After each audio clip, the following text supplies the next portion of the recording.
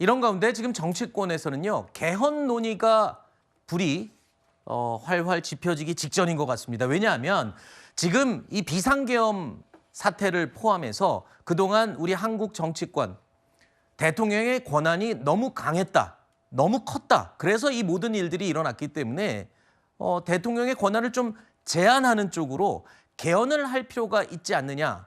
여야 모두에서 이 의견이 나오고 있습니다. 특히 여당인 국민의힘은 이르면 다음 주에 개헌 특위를 출범할 전망입니다.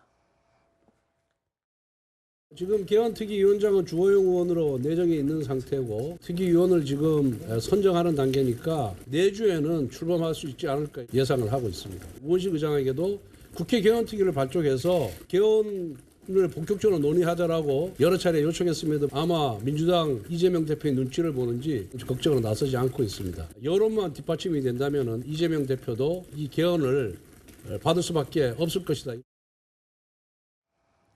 지난 2023년에는요, 이재명 대표도 신년 기자회견에서 개헌의 필요성을 이야기하면서 적극적인 태도를 밝혔습니다. 그런데 올해 신년 기자회견에서 이재명 대표는요, 내란 극복에 집중할 때다라면서 개헌에 대해서 신중한 태도를 보이고 있습니다. 국민의 뜻을 받드는 개헌과 정치 개혁이 시급합니다. 물론 개헌은 어려운 일입니다. 그 필요성에는 국민적 공감대가 형성돼 있지만 여야의 입장 차이로 개헌은 번번이 실패했습니다. 다행히 올해는 선거가 없습니다. 개헌을 논의하기 매우 적절한 시기입니다.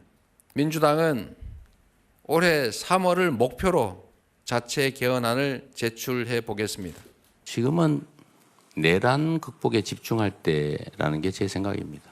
개헌 내용에 대해서는 제가 지난 대선 때 제 입장 또 당의 입장을 설명드린 게 있으니까 참고하시길 바랍니다. 대통령의 권한을 좀 줄이자. 그래야 이 정치적인 비극과 이 지금까지 우리가 겪었던 그런 일들을 겪지 않을 것이다. 자, 개헌의 필요성은 여야 모두 얘기를 하고 있습니다. 특히 여당이 주도적이고 야당에서도 비명계, 특히 김경수 전 지사를 비롯해서 비명계에서 개헌의 필요성을 지금 적극적으로 얘기를 하고 있거든요. 근데 유일하게 지금 이재명 대표만 개헌에 침묵하고 있습니다. 이유가 뭔가요? 원래 이재명 대표도 개헌이 필요하다고 보는 분이었죠. 그런데 2023년도 경만해도 사실은 4년 중임제라는 개헌을 주장했던 이유는 뭐냐면 1년의 임기 단축을 통해서 당시 대통령, 지금도 대통령이죠. 윤석열 대통령이 1년 임기 단축을 통해서 개헌을 미리 하자는 거예요. 조기 대선이었어요, 저 부분도.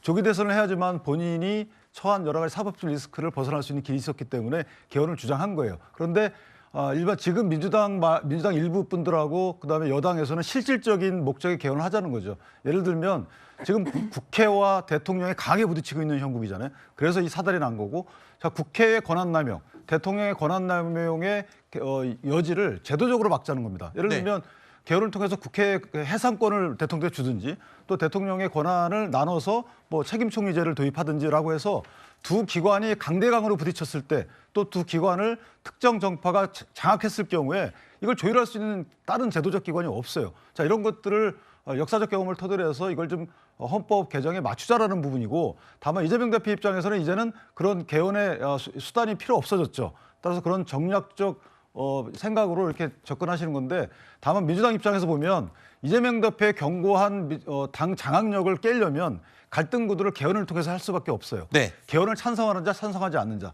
따라서 민주당 내의 사정을 고려한다면 여당이 추진하는 개헌안에 찬성하는 민주당 의원들이 꽤 늘어날 것이다, 이렇게 생각합니다. 네.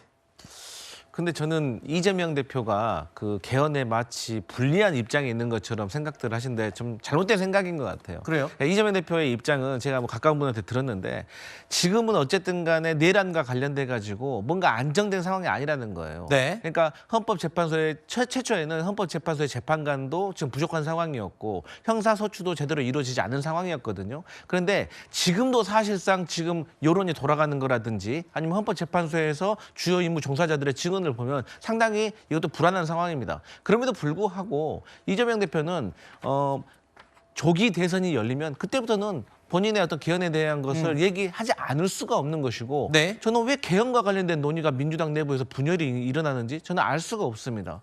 그리고 그렇기 때문에 어차피 지금까지 우리 한 몇십 년 동안 오랜 시간 동안 개헌에 대해서는 충분히 많이 논의가 되어 있거든요. 그래서 네. 이게 선택과 결정의 문제이기 때문에 저는 탄핵 심사에서 윤석열 대통령이 파면이 돼서 조기 대선이 확정된다면 저는 그때 모든 후보들이 국민의힘이건 뭐 민주당이건 모든 후보들이 이 조기 대선을 국면에서 개헌에 대해서 입장을 밝혀야 된다. 저는 그렇게 보여집니다.